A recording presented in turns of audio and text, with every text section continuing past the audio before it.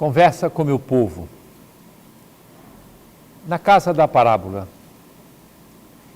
As parábolas contadas por Jesus partem de situações cotidianas vividas pelas pessoas, assim como de uma apurada observação da natureza, onde comparecem animais e plantas. As chamadas parábolas da misericórdia, do capítulo 15 do Evangelho de São Lucas, referem-se a uma ovelha perdida, a uma moeda perdida e a um filho perdido. Lucas 15, de 1 a 32. Mais ainda, falam da alegria do reencontro.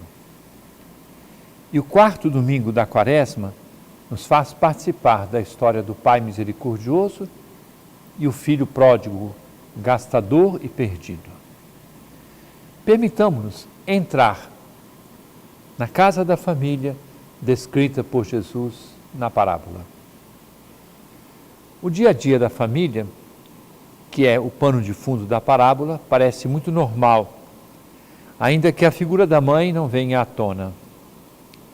Podemos imaginar uma família de recursos, com um pai cujos rebanhos e plantações eram cuidadas pela família e empregados.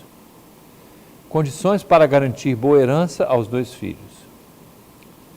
Pode ser comparada com muitas de nossas famílias, mesmo quando não nos parece ter disponibilidade para heranças significativas. Pais e mães que trabalham e buscam dar o melhor possível aos filhos, mãos e corações que se empenham na labuta diária, uma história edificada com muito esforço, alternando convivência, atividades laborais, compromissos sociais e religiosos, enfrentamento de dificuldades. É bom reconhecer a normalidade de nossas famílias, mesmo estando prontos a enfrentar os possíveis desafios, e eles chegam. E a família que olhamos com uma visão bem humana, sabendo, entretanto, que nos repete a parábola a grande família de Deus Pai misericordioso, encontra-se agora diante de um desafio imprevisto. Um jovem rebelde, disposto a aventuras, desejoso de ir ao encontro do desconhecido. Quem de nós, em alguma etapa da vida, não sonhou com a independência, preferindo correr pelo mundo, no lugar do aconchego da casa paterna? E quantos hoje são os jovens que, sem grandes conflitos com seus familiares, querem morar separados dos pais, percorrer suas próprias carreiras estudantis ou de início de profissão? Sem julgá-los, entremos em seu coração e identifiquemos seus sonhos e projetos. Entretanto, voltando à parábola, o filho mais novo daquela família esbanjou tudo que o pai pôs à sua disposição. Deixou a casa para tornar as ruas e o mundo a sua própria casa. O amor parecia limitar sua liberdade. Incrivelmente, o vício e a libertinagem atraem e se apresentam como um bem. Todos devem se lembrar que muitas vezes cantamos esta aventura. Eu pensei que podia viver por mim mesmo. Eu pensei que as coisas deste mundo não iriam me derrubar. O orgulho tomou conta do meu ser e o pecado devastou o meu viver. Fui embora, disse ao Pai, dá-me o que é meu, dá-me a parte da herança que me cabe. Fui para o mundo, gastei tudo, me restou só o pecado. Incapacidade para ver com os outros as decisões a serem tomadas, precipitação, sonhos de grandeza, perda dos valores morais, tudo no mesmo pacote de passos enganosos dados porque a própria família e os afetos paternos pareciam amarras, e estas podem soar insuportáveis. Quem já passou por isso entende bem e sabe que a narrativa se repete e deixa de ser apenas uma historinha. É que Jesus, contando a história, entende de humanidade muito mais do que todos nós juntos. No fundo do poço, nasce um sentimento confuso de saudade e de estômago vazio. O lugar de trabalho descrito na parábola era o mais odioso no ambiente judaico: cuidar de porcos. Jesus carrega as tintas para mostrar os sentimentos humanos existentes em quem tocou no ponto mais baixo que pode existir. Mais do que a sede e a fome, a dor maior é a do pecado e suas consequências. O jovem sonhou com as curvas das estradas para a casa paterna, enquanto o próprio Pai misericordioso deve ter incansavelmente olhado para as mesmas curvas. Então, chega a hora do arrependimento, reconhecendo erros cometidos que levaram a quebrar a cabeça. E nele nos encontramos nas centenas de vezes em que aprendemos de novo o valor da casa paterna, daquele Pai que não volta atrás em seu infinito amor. Para retornar à casa do Pai, o jovem aventureiro teve que ensaiar 1000 vezes o discurso. Quantos empregados do meu pai têm pão com fartura? E eu aqui morrendo de fome? Vou voltar para o meu pai e dizer-lhe: Pai, pequei contra Deus e contra ti. Já não mereço ser chamado teu filho. Trata-me como um dos teus empregados. A chegada é carregada de emoção. E se pensamos que o verdadeiro Pai é o Pai Deus misericordioso, encanta saber que Deus se emociona com a nossa volta e o perdão concedido, no abraço, nos beijos da reconciliação, festa, roupa nova, anel, sandália aos pés, porque o filho perdido foi encontrado, quem estava morto começou a viver. Não é necessário dizer muitas coisas, apenas viver. Implicante é a situação do filho mais velho, cujo erro é revelado justamente na hora que deveria ser da misericórdia, aquele que diz que nunca errou. Mais grave é o julgamento do que todos os caminhos errados e escandalosos do outro. A casa, a criação, as plantações, tudo é do Pai e dos seus filhos. Na casa podemos desfrutar de todos os bens. Cabe a nós, muitas vezes, filhos mais velhos que somos, deixar de ficar emburrados e entrar na dança da festa da misericórdia. E a igreja é esta casa, aberta de modo especial nesta quaresma para o abraço da reconciliação no sacramento da penitência, para nos ajustarmos com o Senhor e também no dia a dia, perdoando-nos mutuamente. A festa é nossa e podemos cantar e rezar, lembrando a canção que já nos motivou no princípio da reflexão. Tudo é do Pai, toda honra e toda glória. É dele a vitória alcançada em minha vida.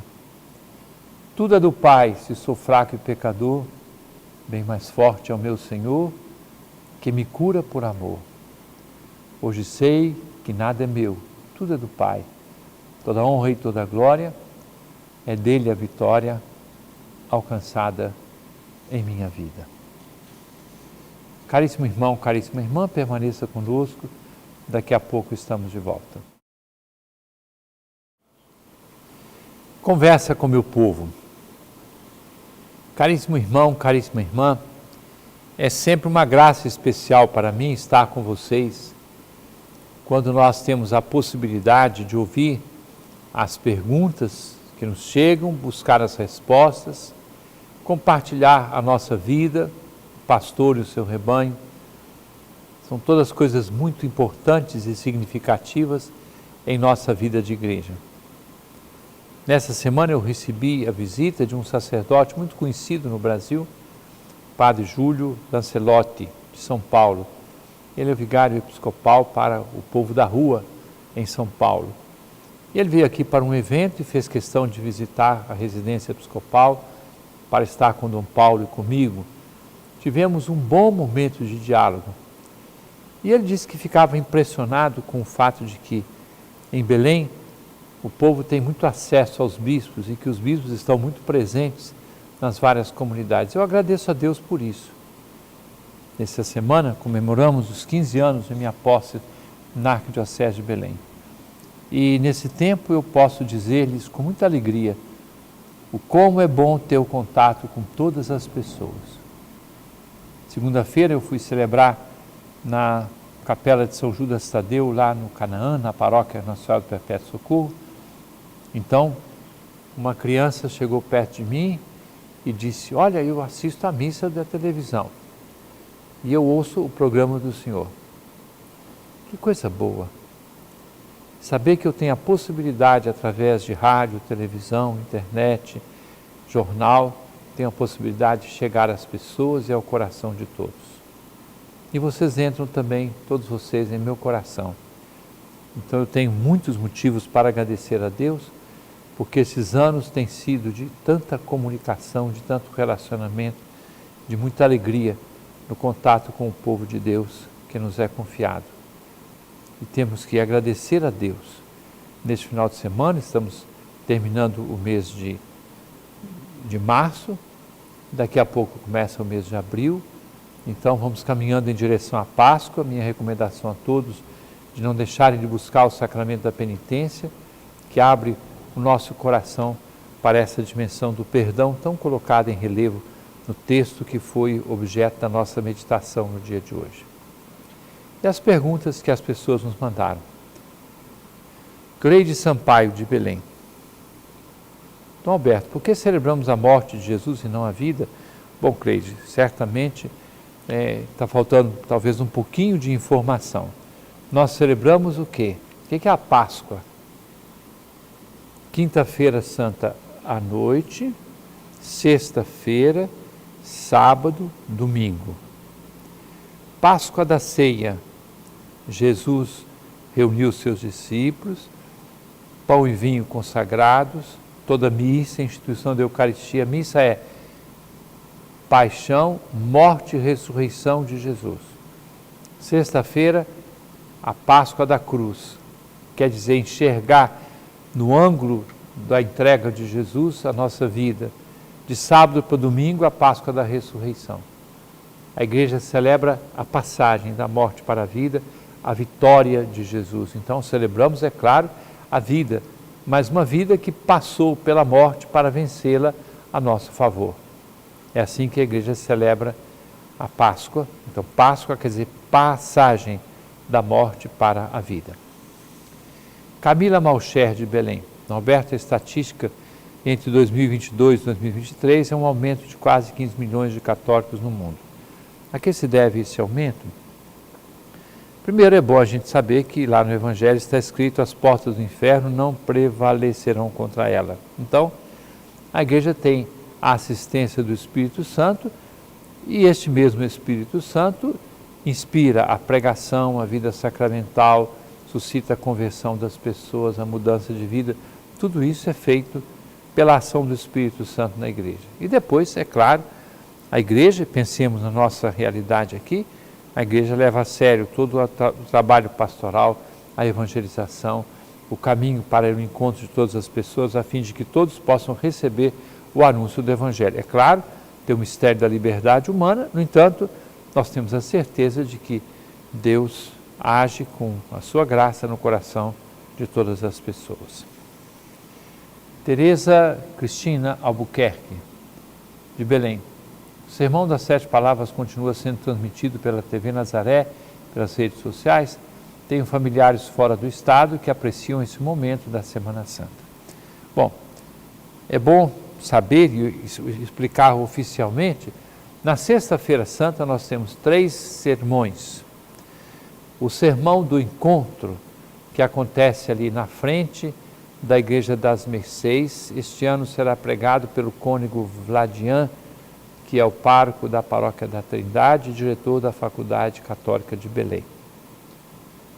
O Sermão do Descendimento, o Sermão das 7 Palavras, nas 3 horas de agonia, este ano será pregado sempre lá no Colégio Santo Antônio, na capela do colégio, pregado pelo cônego Plínio Pacheco, que vai ser pregador oficial desse grande sermão que dura 3 horas. O terceiro sermão, que vai ser após a ação litúrgica da morte do Senhor na catedral, este ano será pregado pelo padre Francisco Sorrentino, pároco da paróquia de Santa Luzia, no Jurunas. Os 3 sermões são transmitidos pelos nossos meios de comunicação. É claro, nós sabemos que o sermão das 7 palavras faz a cidade toda parar e acompanhar, graças a Deus. Então nós estamos unidos com esta realidade vivida na Sexta-feira Santa. Juliana Lima, de Ananindeua, Dom Alberto, é importante o jejum durante a Semana Santa?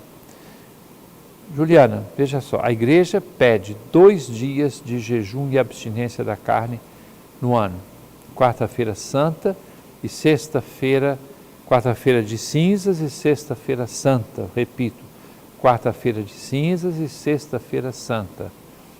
Depois a igreja pede que durante a quaresma nós façamos exercícios penitenciais. Quais são? Maior tempo de oração, caridade com o próximo e mortificação para equilibrar os nossos instintos. Mais ainda, a igreja pede que todas as sextas-feiras do ano, tirando o tempo pascal, sejam dedicados a alguma forma de penitência. Então, cada um de nós é convidado a fazer esse esforço durante o ano. É importante. Agora, não vamos radicalizar as coisas, porque tem muita gente, como alguém já observou até criticamente contra a igreja, que o preço dos ovos e o preço do peixe aumenta porque tem as normas da Igreja Católica. Com coisa que fosse obrigado a comer ovos ou peixe durante a quaresma inteirinha. Não. E muitas vezes colocam a responsabilidade em nós, em coisas que estão mais no bolso de quem está ganhando dinheiro ao comercializar esses produtos. Então, vamos ter cuidado com isso. Então, nós temos a recomendação da penitência para o ano inteiro e, é claro, também durante a Semana Santa. Paula Simões de Castanhal pergunta: qual o simbolismo da comemoração da morte de Jesus? Paulo, eu volto àquilo que agora mesmo eu respondi numa pergunta, né? Nós temos o Tríduo Pascal, deixei para falar agora essa expressão. Tríduo Pascal vai de quinta-feira santa ao cair da tarde até o domingo de Páscoa. Então, nós celebramos a memória da morte e ressurreição de Jesus com a instituição da Eucaristia. Celebramos também na quinta-feira o mandamento novo de Jesus. Celebramos também na quinta-feira com o lava-pés o gesto de amor de Jesus na última ceia. Então, essa é uma primeira celebração pascal.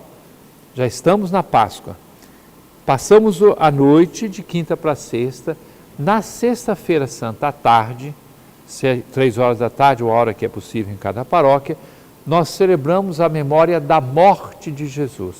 Chama-se Páscoa da Cruz. Quinta-feira santa, Páscoa da Ceia. Sexta-feira, Páscoa da Cruz. As leituras da Palavra de Deus, as orações, a adoração da cruz e a comunhão. E depois, de sábado para domingo, chamamos Páscoa da Ressurreição. Então, tudo é Páscoa. A grande celebração da Páscoa que vai de quinta-feira à noite até o domingo. Então, nós celebramos o mistério de Cristo com essas expressões. O coração de tudo é o quê? A missa, a Eucaristia. Mas a gente usa a cruz, o beijo da cruz, a narrativa da paixão, o esforço de fazer jejum, as manifestações também de piedade popular, como a Via Sacra, as procissões, depois a Vigília Pascal com o rito da luz, a renovação das promessas, o batismo e a Eucaristia. Então, tudo isso é como uma grande e única celebração do mistério de Cristo que morreu e ressuscitou para nos dar a vida e a salvação. Caríssimo irmão, caríssima irmã, desça sobre todos a bênção de Deus Todo-Poderoso, Pai, Filho e Espírito Santo, e permaneça para sempre. Amém.